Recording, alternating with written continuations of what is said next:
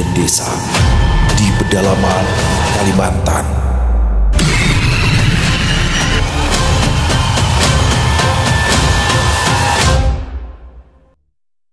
Assalamualaikum warahmatullahi wabarakatuh. Halo semuanya teman-teman, selamat malam, selamat datang kembali di channel kesayangan kita, channel Ilo Bercerita. Dan masih bersama saya Ilo.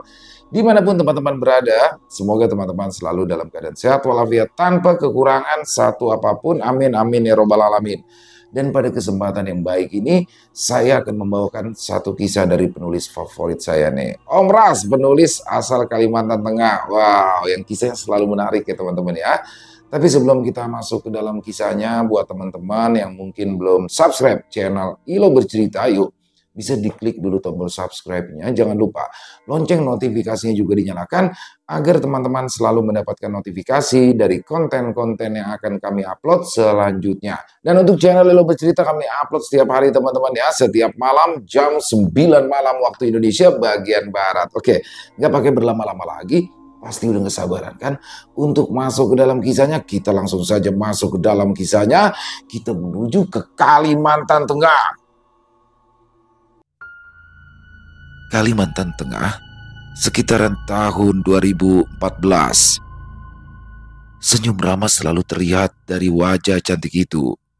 Setiap kali ia berpapasan dengan orang-orang, bibirnya selalu menyunggingkan senyum yang sangat manis.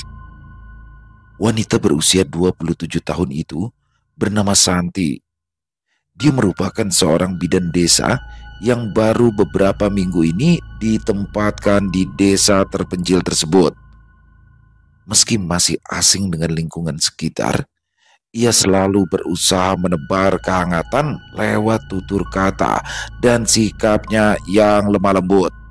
Namun terkadang, tidak jarang ia mendapatkan perlakuan kurang mengenakan dari beberapa warga yang memang tidak menyukai kehadiran bidan ataupun mantri di desa tersebut.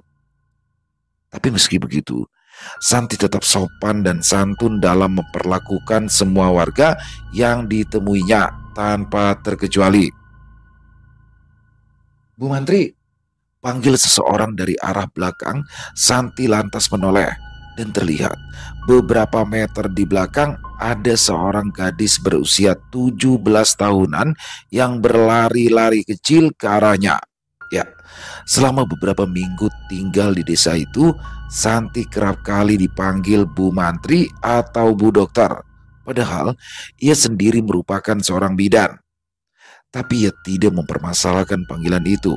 Malahan dia senang apalagi kalau ada warga yang memanggilnya dengan sebutan nak, kakak, ataupun adik.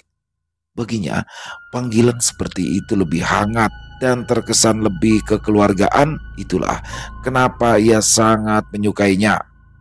"Ada apa Tuti?" tanya Santi pada gadis itu.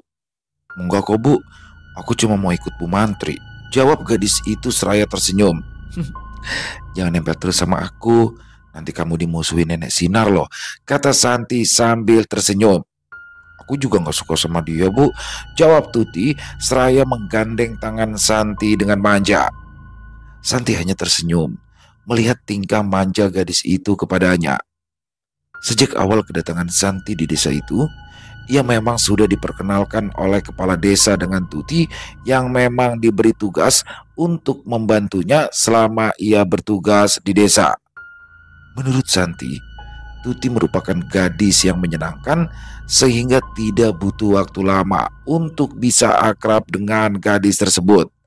Bahkan saat ada yang berkata hal-hal yang menyinggung perasaan Santi, Tuti selalu maju paling depan untuk membelanya. "Bu," panggil Tuti membuyarkan lamunan Santi. "Ya, hati-hati sama Adi dan teman-temannya Ibu," bisik Tuti saat mereka akan melewati tongkrongan pemuda-pemuda yang sering membuat onar di desa itu. Dari kejauhan terdengar suara siulan para pemuda tersebut. "Wih, mau kemana Bu bidan kita yang cantik ini?" tanya salah satu pemuda bertubuh ceking dan berambut gondrong. Seperti biasa, bidan Santi tetap tersenyum ramah meskipun dalam situasi yang tidak mengenakan seperti itu. Mau ke seberang, beli bahan makanan, jawab Santi dengan sopan. Saya antar ibu, kata salah satu pemuda seraya beranjak dari duduknya.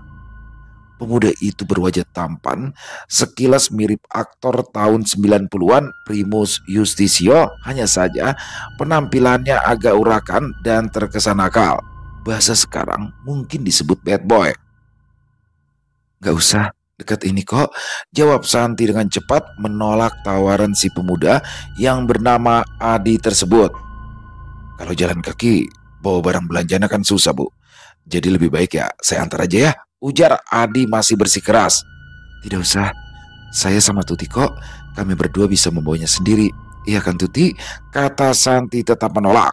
Dengan cepat, mereka melangkah meninggalkan area tongkrongan para pemuda-pemuda itu. Kenapa wajahmu pucat begitu? Tanya Santi kepada Tuti. Aku takut, Bu. Mereka itu biasa mengejar, kata Tuti. Ya, kalau sendirian jangan lewat jalan yang ada merekanya ya, kata Santi. Memangnya Bu Bidan gak takut? Ya kalau takut sih enggak Tuti. Cuma ya kurang nyaman aja. Tapi ya mau gimana lagi? Aku kan harus kuat di sini, jawab Santi sambil tersenyum. Malam itu, Santi sudah siap-siap untuk beristirahat ketika ada seseorang yang memanggilnya dari luar rumah. Panggilan itu terdengar heboh sekali sehingga membuat Santi langsung bergegas keluar. Ketika pintu terbuka, terlihat seorang laki-laki berusia 30 tahunan berdiri di teras. Wajahnya terlihat dipenuhi kecemasan. Bu dokter, tolong istri saya Bu, kata lelaki itu. Istri bapak kenapa? Tanya Santi dengan raut yang tak kalah cemasnya. Istri saya mau melahirkan, jawab laki-laki itu. Setelah mendengar jawaban dari lelaki tersebut, bidan Santi pun langsung berbalik dan masuk ke dalam rumah untuk membereskan peralatannya. Dan si lelaki tadi menunggu di teras rumah dinas bidan desa tersebut. Tidak lama kemudian, bidan Santi pun keluar. Ia membawa tas yang lumayan besar. Dengan tergesa-gesa, ia menutup dan mengunci pintu rumah, lalu mengikuti si lelaki itu yang sudah berjalan lebih dulu. Pak, tunggu saya Pak, panggil Santi pada si lelaki tadi yang jalannya sangat cepat. Santi sebenarnya memaklumi perasaan lelaki itu, tapi karena suasana malam yang gelap dan jalanan desa yang kurang baik, membuat langkah Santi cukup tertinggal dari si lelaki. Dan masalahnya, Santi tidak mengetahui di mana rumah lelaki itu jika sampai ia ketinggalan di belakang.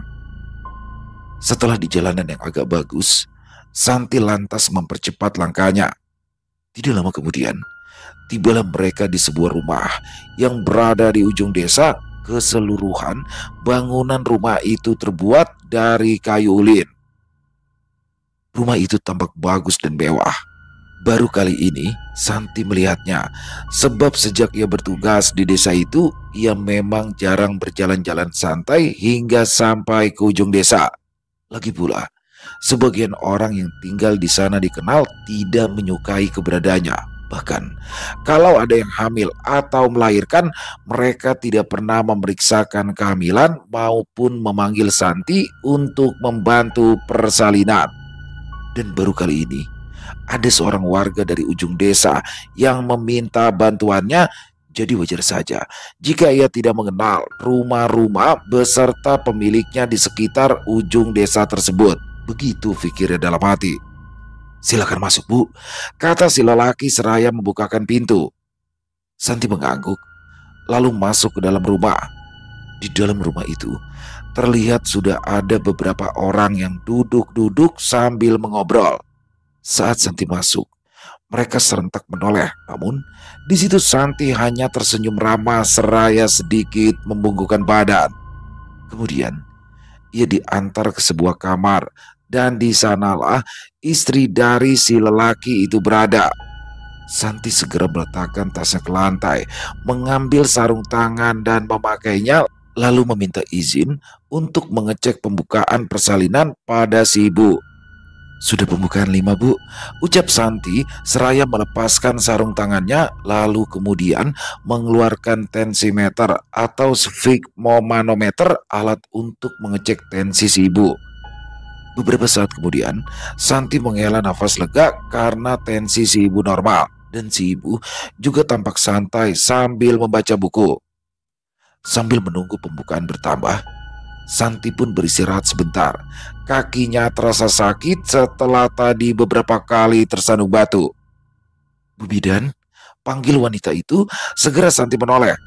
Ya Bu, nanti anak saya jangan disuntik ya Bu. Loh, memangnya kenapa Bu? Tanya Santi. Sulit saya untuk menjelaskannya Bu, tapi tolong jangan disuntik ya. Tapi Bu, saya mohon. Ujar si ibu memotong perkataan Santi yang belum selesai.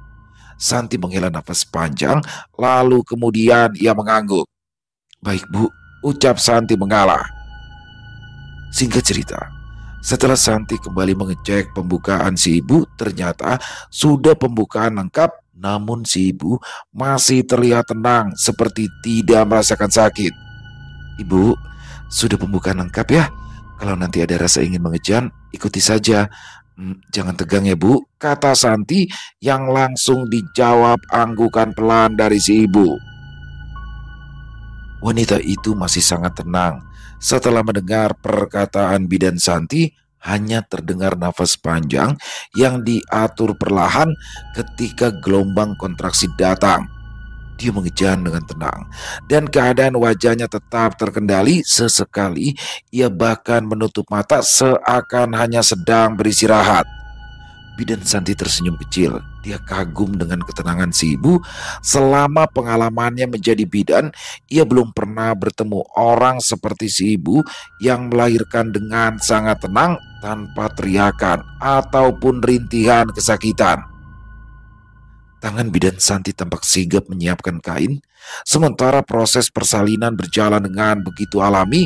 Hanya dalam beberapa saat, kepala bayi mulai terlihat. Bagus Bu, sebentar lagi keluar, ujar bidan Santi dengan suara lembut. Ia pun terus memberikan kata-kata penyemangat untuk si ibu yang sedang berjuang antara hidup dan mati. Benar saja, dengan satu dorongan terakhir, bayi itu pun lahir ke dunia. Tangisnya pecah memenuhi ruangan tersebut. Tidak lama setelah bayi itu keluar, Tambuni atau ari-arinya juga langsung keluar tanpa dorongan ataupun tindakan khusus dari Santi. Sempurna, prosesnya lancar sekali, ucap bidan Santi sambil tersenyum. Si ibu juga tersenyum. Setelah menyelesaikan tugasnya dengan baik, Santi pun berpamitan pulang karena keluarga si ibu juga tidak memperbolehkan anaknya disuntik. Jadi Santi tidak punya hak untuk memaksa. Sebelum Santi pulang, si lelaki yang tadi menjemputnya memberikan sebuah bungkusan kain hitam yang katanya bungkusan itu tidak boleh dibuka sebelum Santi sampai di rumah dinasnya. Santi hanya mengangguk dan menurut. Lalu ia pulang dengan berjalan kaki seorang diri. Di tengah perjalanan, ia bertemu dengan Adi yang juga baru pulang tak dari mana. Habis dari mana Bu Bidan? Tanya Adi seraya memelankan laju motornya. Habis bantu orang lahiran. Kamu sendiri habis dari mana? Adi tampak mengerutkan alisnya. Siapa yang lahiran Bu? Tanya Adi.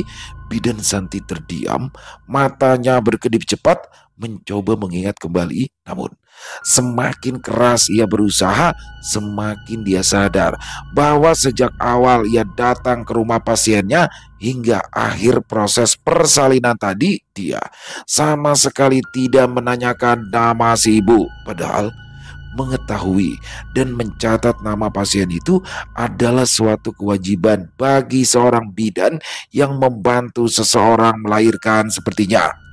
Tapi entah kenapa, saat berada di rumah pasiennya tadi, ia seakan lupa dengan hal wajib seperti itu. Bidan Santi lantas berbalik badan dan berjalan kembali ke arah rumah pasiennya tadi. Bu Bidan mau kemana? Tanya Adi seraya mengejar Santi dengan berjalan kaki. Kamu pulang saja.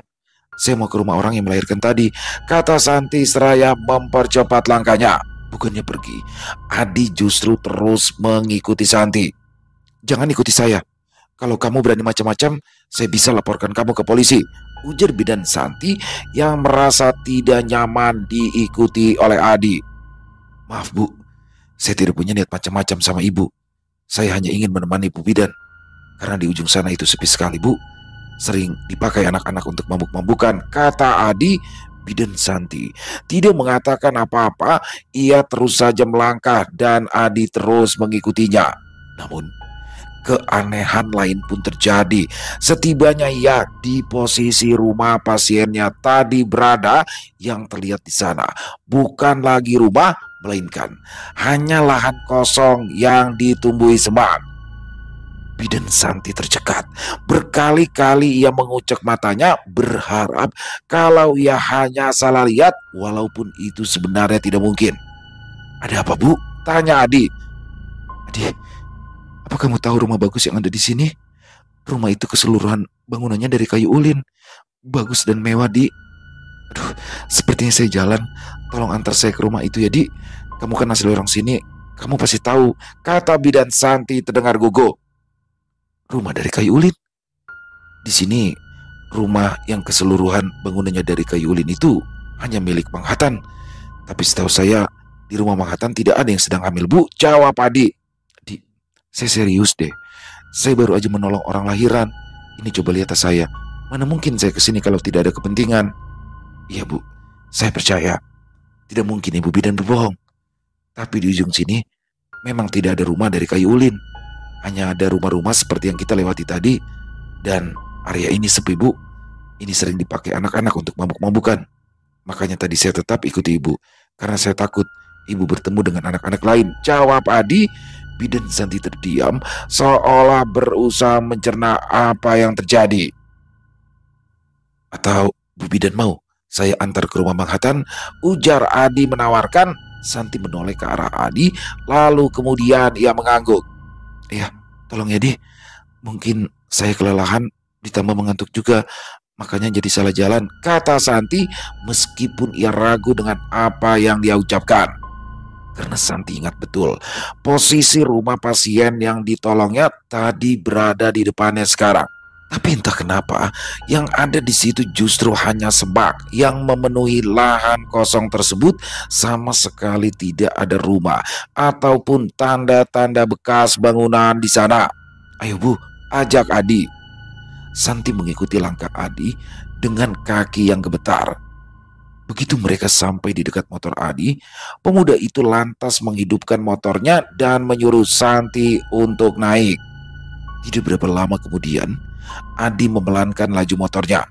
Nah, itu Bu, itu rumah Mang Hatan, kata Adi seraya menunjuk ke sebuah rumah yang memang keseluruhan bangunannya terbuat dari kayu ulin. Tapi bangunan itu tidak mirip dengan bangunan rumah pasiennya. Terlebih lagi, rumah itu terletak di tengah-tengah desa, bukan di ujung desa, seperti rumah pasien yang didatangi sebelumnya. Tolong antar saya pulang ya Di, kata Santi dengan suara bergetar. Tanpa bertanya lagi, Adi lantas mengantar Bu Bidan untuk pulang ke rumah dinasnya. Terima kasih ya Di, ucap Santi seraya turun dari motor milik pemuda itu. Mau saya temani Bu? Maksud saya bisa duduk-duduk di teras rumah Ibu. Ibu tutup saja pintunya dan istirahat. Saya akan menunggu di sini. Barangkali nanti Ibu butuh apa-apa, ujar Adi. Santi menggeleng. Tidak usah, kamu pulang saja Di, istirahat. Terima kasih sudah menemani dan mengantar saya pulang, kata Santi, lalu kemudian masuk ke dalam rumah dinasnya. Di dalam rumah itu, Santi langsung mengambil segelas air putih untuk menenangkan perasaan yang sedang tak karuan itu. Keesokan paginya, Bu, Ibu, panggil Tuti seraya mengetuk-ngetuk pintu rumah dinas bidan Santi. Rumah dinas itu bukan hanya untuk tempat tinggal bidan Santi, tapi juga difungsikan sebagai tempat pelayanan kesehatan untuk ibu hamil maupun anak-anak di desa itu. Bu, Ibu, panggil Tuti lagi. Tidak lama kemudian, Barulah pintu itu terbuka dan terlihat bidan Santi berdiri dengan wajah pucat dan sendu seperti orang yang sedang sakit. "Loh, ibu sakit kah?" tanya Tuti dengan wajah yang menunjukkan kesemasan. Santi hanya mengangguk, lalu kemudian ia berbalik dan membiarkan pintu rumahnya terbuka lebar. Tuti masuk mengikuti Santi, yang langsung berjalan ke arah ruangan yang digunakannya sebagai kamar tidur. "Sudah minum obat, Bu?" tanya Tuti. "Sudah, tapi panasnya belum turun juga," jawab Santi. "Ibu sudah sarapan?" "Sudah, tadi rebus mie instan." Kalau cuma mie instan sih bukan sarapan namanya, Bu. Aku buatkan sop ya, Bu. Biasanya kalau aku sakit paling suka makan makanan yang berkuah," kata Tuti. Santi mengangguk. Tuti lalu bergegas ke dapur, memeriksa bahan-bahan untuk membuat sop, dan ternyata bahan-bahannya lengkap, yang tidak ada hanya ayam. "Bu, sop telur gimana, Bu? Ibu suka nggak?" tanya Tuti. "Terserah kamu saja ya," jawab Santi. Mendengar jawaban dari Santi, Tuti pun kembali ke dapur dan mulai menyediakan bahan-bahannya. "Permisi, Bu Bidan. Permisi," panggil seseorang dari luar. Mau tak mau, Santi yang sedang rebahan sambil selimutan itu pun kembali beranjak. Dia mengira itu adalah orang yang datang untuk meminta obat atau mengantar istrinya cek kandungan. Namun ternyata itu adalah Adi. Dia berdiri di depan pintu sambil tersenyum. Penampilannya lebih rapi dan rambutnya pun disisir, tidak seperti biasanya urakan. "Pagi, Bu Bidan," sapa Adi. Kamu, Di, ada apa?" tanya Santi. Saya mau pamitan sama Bu Bidan. Saya dapat kerjaan di kota, Bu, dan 3 bulan sekali baru bisa pulang lagi." "Oh iya, Bu, ini saya belikan sate. Tadi saya beli di pasar," kata Adi. Santi terdiam beberapa saat, lalu kemudian ia tersenyum. "Syukurlah kalau kamu sudah dapat pekerjaan. Semoga kamu betah sama pekerjaan kamu ya, Di. Dan makasih juga untuk bantuanmu semalam. Makasih juga ini untuk satenya," kata Santi seraya menerima bungkusan plastik berisikan sate pemberian pemuda itu. Adi tersenyum cerah saat Santi mau menerima sate pemberiannya. "Sama-sama, Bu. Semoga Ibu suka ya," kata Adi masih dengan bibir tersenyum. Santi mengangguk. "Ya sudah, kalau begitu saya pamit ya, Bu," kata Adi seraya memasang sandalnya dan melangkah ke tanah. "Iya, Di, hati-hati ya. Semoga selamat sampai tujuan," ucap Santi yang langsung membuat Adi salah tingkah. Adi tersenyum lebar, membuat matanya tampak menyipit. "Pasti, Bu," jawab Adi seraya menaiki motornya. Santi tersenyum, lalu melambaikan tangan ke arah Adi yang sudah berada di atas motornya itu. Adi mengangguk dan membalas lambaian tangan Santi. Tidak berapa lama kemudian, motor Adi pun mulai meninggalkan halaman rumah dinas yang Santi tempati. "Cie, Ibu pacaran ya sama Adi?" tanya Tuti yang tak sudah berapa lama ia berada di balik tirai tersebut. "Nggak pacaran. Dia itu orang baik loh, Ti. Dia itu yang nolong aku semalam. Oh ya, aku mau tanya sesuatu deh sama kamu, Ti." "Ya sih, Bu, Adi itu cuma salah pergaulan saja." Memangnya Ibu mau nanya apa?" "Jadi gini, semalam itu ada orang yang minta tolong sama aku untuk membantu istrinya yang mau lahiran. Dan rumahnya ada di ujung desa itu, Ti. Rumahnya itu keseluruhan bangunannya terbuat dari kayu ulin. Pokoknya rumahnya sangat bagus. Cuma aku lupa nanya siapa namanya. Kira-kira kamu tahu tidak itu siapa?" Tuti berpikir sejenak. "Ujung hulu atau ujung hilir, Bu?" tanya Tuti. "Tapi perasaan di ujung ulu dan hilir itu tidak ada rumah yang keseluruhan bangunannya dari ulin deh. Ya kalau misal lantainya dari ulin itu ada, atau setengah dindingnya dari ulin. Cuma kalau untuk keseluruhan nggak ada deh, Bu. Coba Ibu ingat-ingat lagi. Mungkin Ibu salah lihat. Bisa saja itu bukan ulin," ujar Tuti cepat seolah tidak membiarkan Santi menjawab pertanyaannya. Santi menggeleng. Dia yakin itu kayu ulin karena dia tahu betul warna dari kayu ulin itu seperti apa. Sebab kakek dan juga ayahnya merupakan tukang kayu yang masih aktif di bidang itu bahkan hingga saat ini. Aku yakin itu kayu ulin, Ti. Warna kayu ulin itu berbeda dengan warna kayu yang lain. Kalau memang begitu ya nggak ada, Bu. Di sini, rumah yang terbuat dari kayu ulin keseluruhannya itu cuma rumah Manhattan. Selain itu nggak ada lagi, Bu. Santi terdiam. Hmm, memangnya Ibu yakin kalau itu manusia? Tanya Tuti. Santi menatap gadis itu dengan sorot mata penuh tanya. Maksud kamu, Ti? Jadi begini, Bu. Nenek Sinar itu dulunya bidan terkenal di desa ini. Orang-orang selalu memanggilnya setiap ada yang mau melahirkan. Suatu hari, datang seorang laki-laki menjemput. Nah, Nenek Sinar sebenarnya tidak mengenal orang itu. Tapi anehnya laki-laki itu tahu namanya. Katanya ia ingin meminta tolong supaya Nenek Sinar membantu istrinya yang hendak melahirkan. Ya tanpa rasa curiga, Nenek Sinar pun mengikutinya. Dia dibawa menggunakan sampan. Dan yang membuat heran, sampan itu melaju sangat cepat, Bu. Padahal waktu itu mereka sedang melawan arus sungai. Sesampainya di tujuan, Nenek Sinar melihat rumah laki-laki itu sangat megah. Bagian dalamnya mewah, dan orang-orang yang ada di dalamnya pun sangat ramah. Nah, setelah proses persalinan selesai, Nenek Sinar itu pamitan pulang. Sebelum dia pergi, dia diberikan sebuah bungkusan hitam. Pemilik rumah itu pesan supaya bungkusan itu tidak boleh dibuka sampai Nenek Sinar tiba di rumahnya. Nenek Sinar pun menuruti saja, lalu berpamitan dan kembali ke tepi sungai. Tapi saat ia hendak naik ke sampan, Nenek Sinar baru teringat bahwa wadah simpannya, yaitu tempat kapur sirinya, tertinggal di rumah tadi. Dia pun kembali untuk mengambilnya. Tapi ketika kembali ke tempat yang tadi, ternyata rumah megah itu sudah tidak ada, Bu. Yang ada hanyalah sebuah pohon besar yang menjulang tinggi. Karena bingung dan kaget, Nenek Sinar langsung membuka bungkusan kain hitam yang diberikan si pemilik rumah tadi padanya di tempat itu.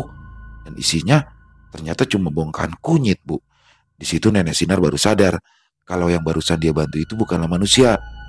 Dengar-dengar dari cerita orang-orang tua di desa ini, katanya kalau saja Nenek Sinar tidak membuka bungkusan itu sampai benar-benar tiba di rumahnya, kunyit tadi itu bakal berubah jadi emas murni, Bu. Tapi sayang, karena penasaran lebih dulu, hilang deh kesempatan itu. Cerita Tuti panjang lebar. Santi tertawa pelan, menganggap apa yang diceritakan oleh Tuti itu seperti dongeng. Aku serius loh, Bu, kata Tuti. Nih sate, makan aja ya, kata Santi seraya meletakkan sate itu di atas meja. Bu Mantri gak mau, tanya Tuti. Aku nunggu sop buatan kamu aja deh, Ti, jawab Santi. Tapi sate kalau dimakan bersama dengan sop itu tambah enak loh, Bu, ujar Tuti. Aku gak suka sate, kata Santi. Ya udah kalau gitu. Hari-hari pun berlalu begitu cepat. Hingga tanpa terasa, sudah 1 bulan sejak kejadian aneh yang menimpa bidan Santi. Ia juga sudah melupakan kejadian itu dan mengabadikannya sebagai cerita misteri yang kelak akan ia ceritakan pada anak-anaknya di kemudian hari. Selama 1 bulan itu, bidan Santi sudah berhasil membantu 3 orang wanita melahirkan dengan selamat.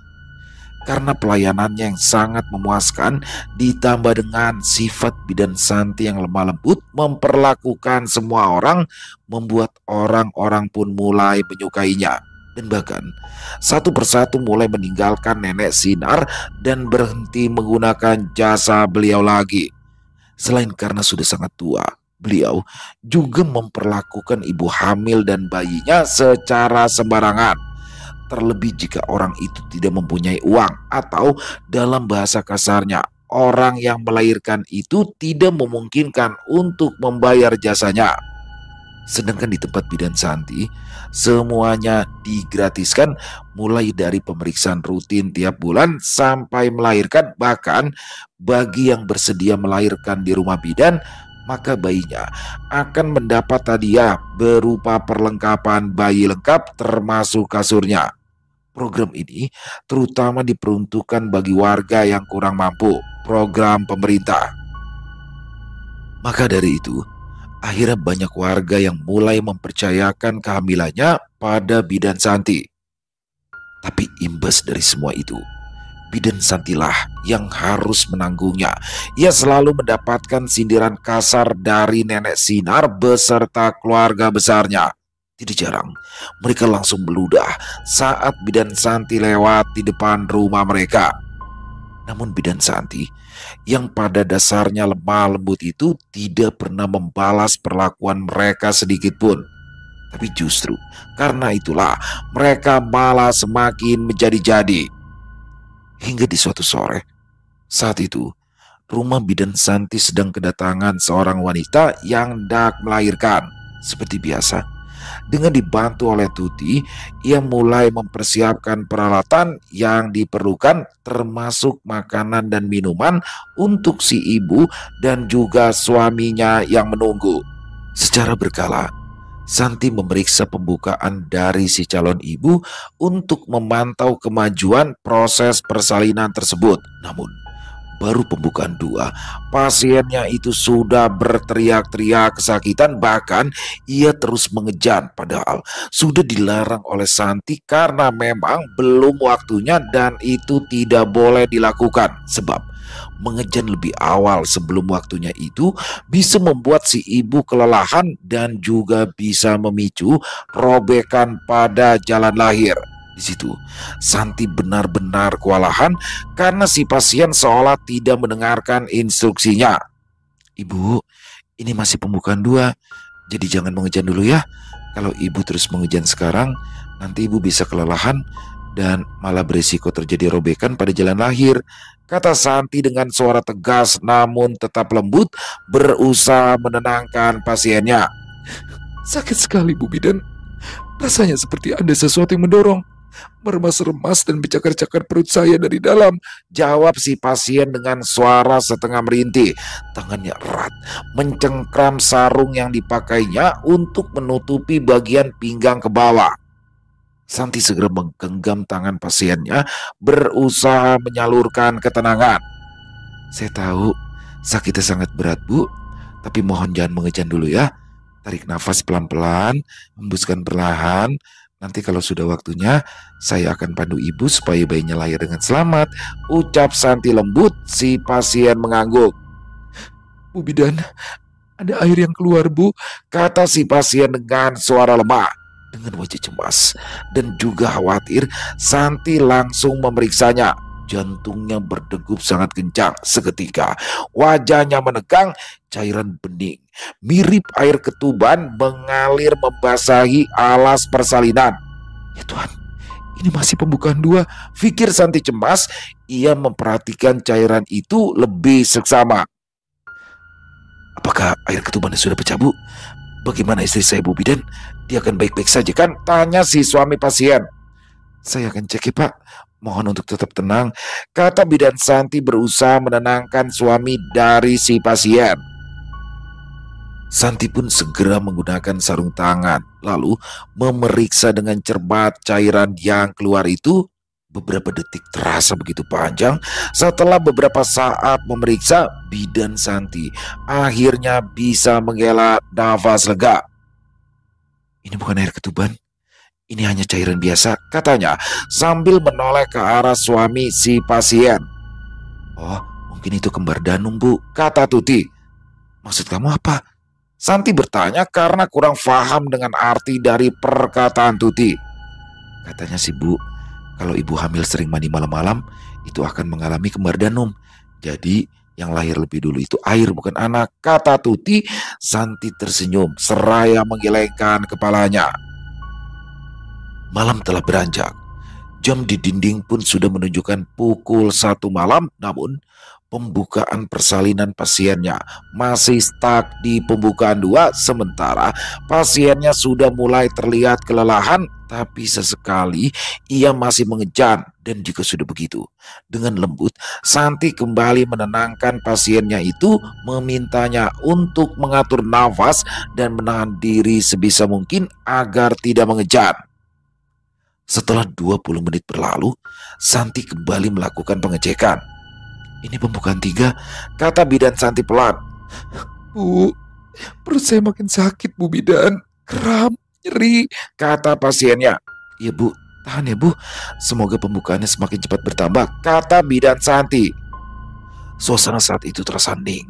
Hanya terdengar suara jam di dinding yang berdetak pelan bercampur dengan desahan pasien yang menahan sakit. Sesekali, pasien itu menggenggam erat ujung spray seakan ingin memindahkan rasa sakit yang dirasakannya. Santi menyiapkan segelas air hangat, lalu menyerahkannya pada suami pasien yang setia menunggu di sisi ranjang. Pak, tolong bantu istrinya minum sedikit ya, kata Santi. Si suami dari pasiennya itu lantas mengangguk dan dengan sabar membantu istrinya untuk minum. Sementara itu, Santi kembali menatap jam. Waktu terasa berjalan begitu lambat.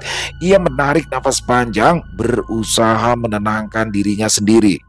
Dalam hati, ia berdoa semoga proses ini berjalan dengan lancar karena melihat kondisi pasien yang mulai kelelahan, Santi tahu betul ia harus lebih siaga. Bu, atur nafasnya ya. Tarik pelan, buang pelan. Bagus, begitu terus ya Bu, katanya lembut, mencontohkan dengan gerakan dada yang naik turun. Pasien mencoba mengikuti, meski sesekali masih meringis dan tangannya refleks menekan perut bagian bawah. Bu bidan, sakit sekali. Rasanya seperti ada yang mengorek-ngorek di jalan lahir saya, Bu. Ujar pasiennya itu dengan suara terisak dan bergetar.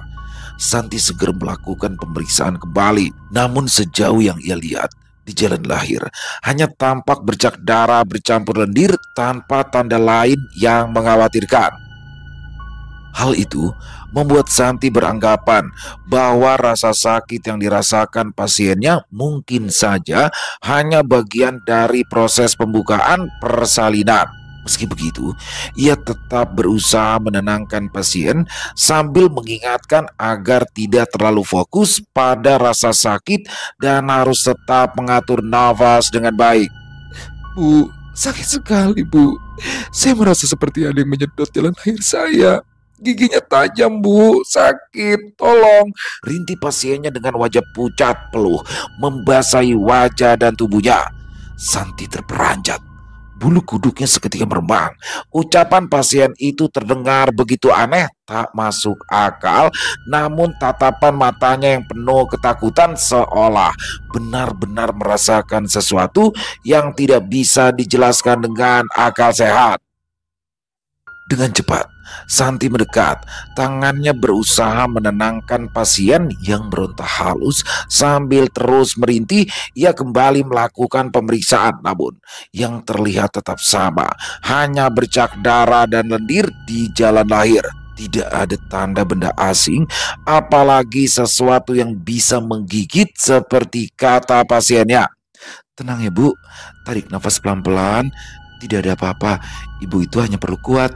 Kami semua ada di sini untuk Ibu, bisiknya lembut. Walau dalam hati ia sendiri mulai diliputi kegelisahan.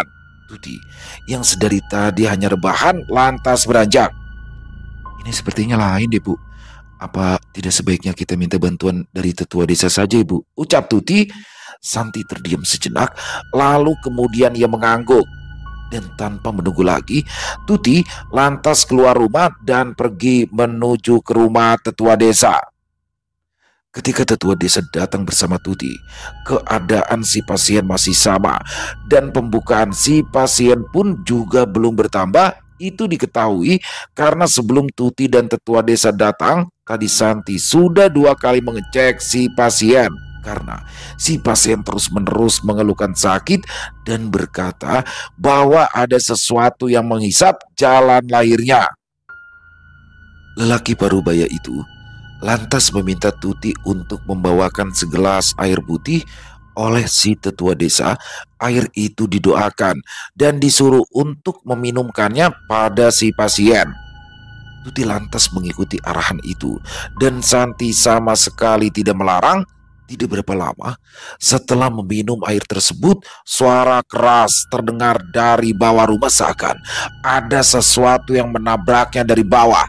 Mereka yang berada di ruangan itu sontak terkejut, namun sang tetua desa justru terlihat tenang-tenang saja, seakan beliau sudah menduga sebelumnya bahwa hal seperti itu memang akan terjadi.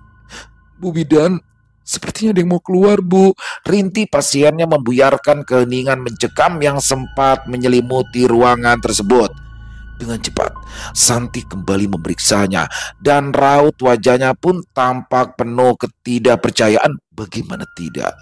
Terakhir dicek sebelum Tuti dan tetua desa datang tadi, pasiennya masih berada di pembukaan 3, tapi kini sudah mencapai pembukaan 9 hanya dalam waktu kurang dari setengah jam. Meski rasa kaget bercampur bingung memenuhi benaknya, Santi tetap berusaha menjaga ekspresi wajahnya agar tidak menimbulkan rasa takut pada pasien. Sudah pembukaan 9 ya, Bu. Sabar, sedikit lagi ya, Bu, kata bidan Santi. Dan setelah pembukaan lengkap, barulah bidan Santi memandu si pasien untuk mengejan secara teratur. Tidak butuh waktu lama, akhirnya bayi si pasien pun berhasil lahir, namun bayinya tidak menangis sama sekali, ditambah kondisi si ibu yang mengalami pendarahan.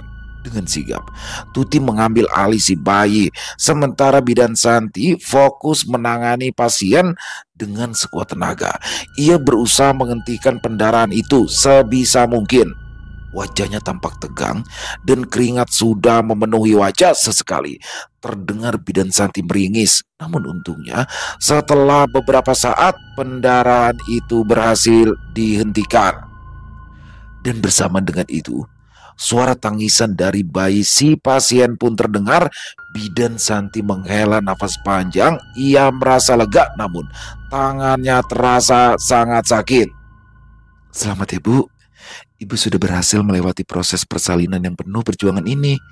Ibu dan bayi ibu selamat, ucap bidan Santi dengan bibir tersenyum, namun matanya tampak berkaca-kaca.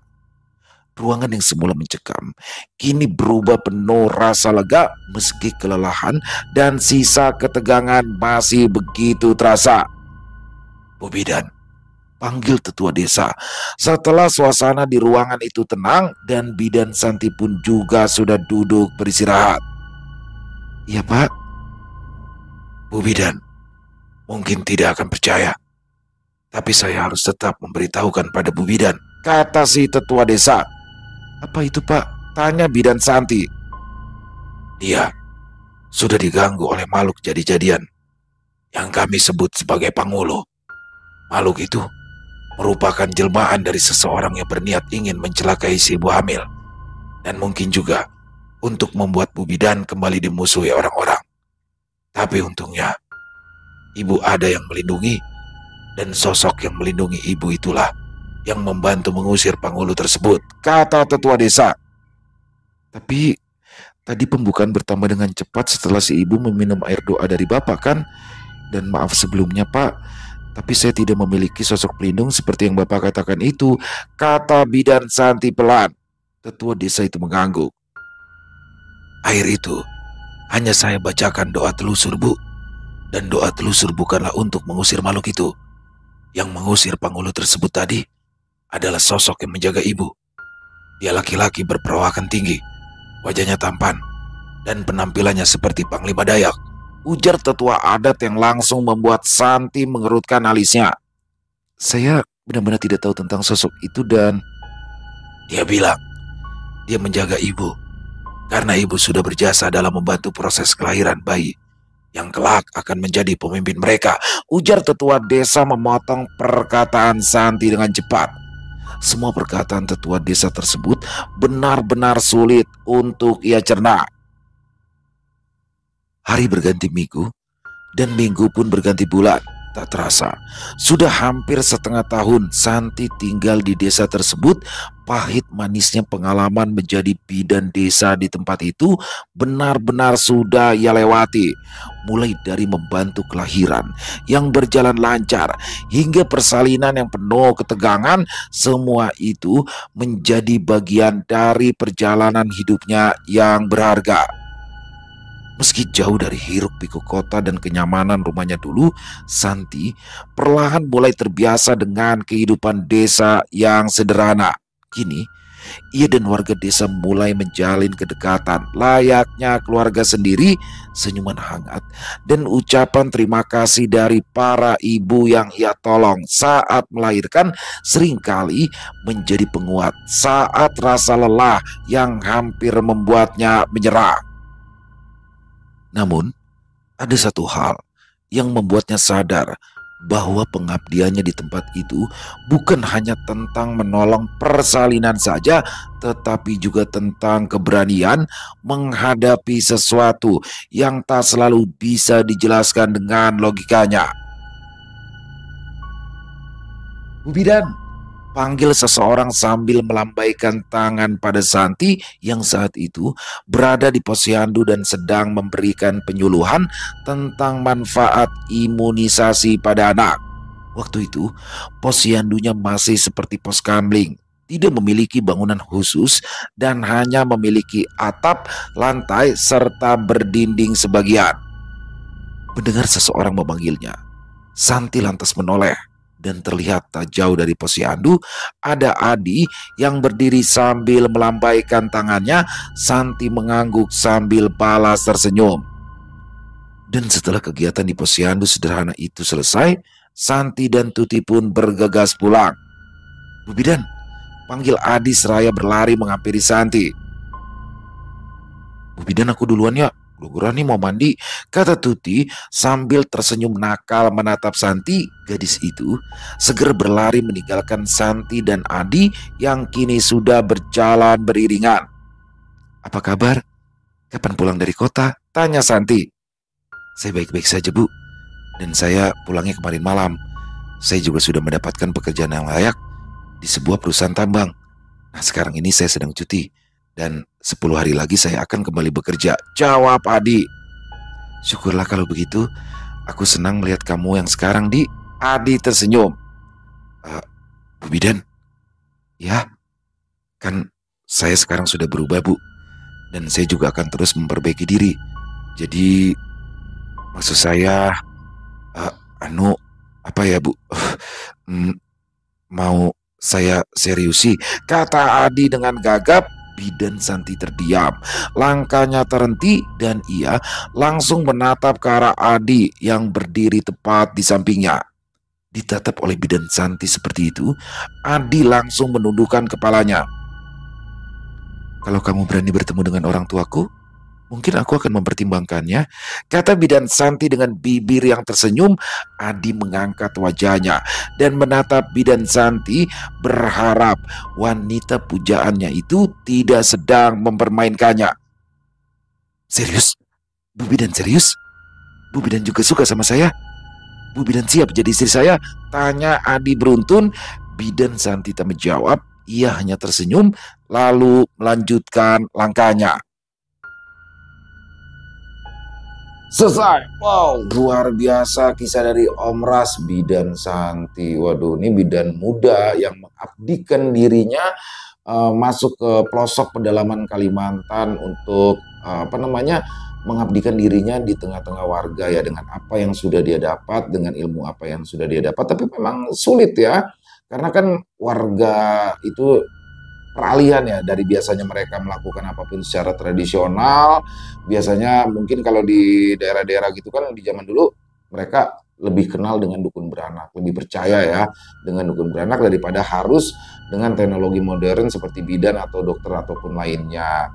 Tapi di sini pengalamannya unik banget ya. Bidan Santi dia sempat mengurusi atau membantu proses persalinan. Ternyata yang dia bantu ini adalah seperti tokoh atau panglima ya. Jadi dia menolong kelahiran calon putra mahkota tanpa dia sadari, dan dia menolong dengan ikhlas. Dan ternyata inilah yang ternyata menolong dia ya. Jadi sosok panglimanya itu melindungi Bidan Santi ketika dia akan diserang oleh Panguluh. Wah serem banget ya. Panguluh sih setahu saya ini adalah biasanya berbentuk hewan ya teman-teman ya, hewan jadi-jadian biasanya bentuknya kerbau tuh. Tapi bisa jadi apa aja, nggak hanya kerbau. Tapi di sini biasanya yang lebih sering itu bentuknya seperti kerbau dan ini sangat buas sekali ya karena akan mengambil tumbal jiwa di sini. Wah, alhamdulillah di sini Bidan Santi akhirnya bisa dilindungi dan ini diketahui dari si tetua desa. Tapi penasaran ya, kan Bidan Santi juga dapat tuh bungkusan hitam yang nggak boleh dibuka kecuali sampai rumah. Itu kalau dibuka di perjalanan kunyit, tapi kalau dibuka di rumah itu jadi emas. Wow, apalagi harga emas lagi naik nih teman-teman ya. Terakhir yang saya dengar 2 juta lebih nih rekor. Waduh, kenapa jadi ngomongin emas? Overall kisahnya keren banget. Terima kasih buat Om Ras atas kisahnya yang luar biasa. Ditunggu lagi untuk kisah-kisah selanjutnya. Dan semoga kisah barusan bisa menghibur teman-teman semua ya. Para pecinta penikmat horor misteri, lebih khususnya lagi kepada para subscriber dari channel Ilo Bercerita. Buat yang punya komentar lain, silakan bisa menuliskan di dalam kolom komentar ataupun hanya sekedar saling menyapa. Insya Allah kami akan menjawab satu persatu. Buat teman-teman yang suka dengan videonya, bisa diklik tombol like-nya, tombol jempolnya, boleh juga dibantu di-share ya. Link videonya ini ke teman-teman yang lain agar juga ikut merasa terhibur.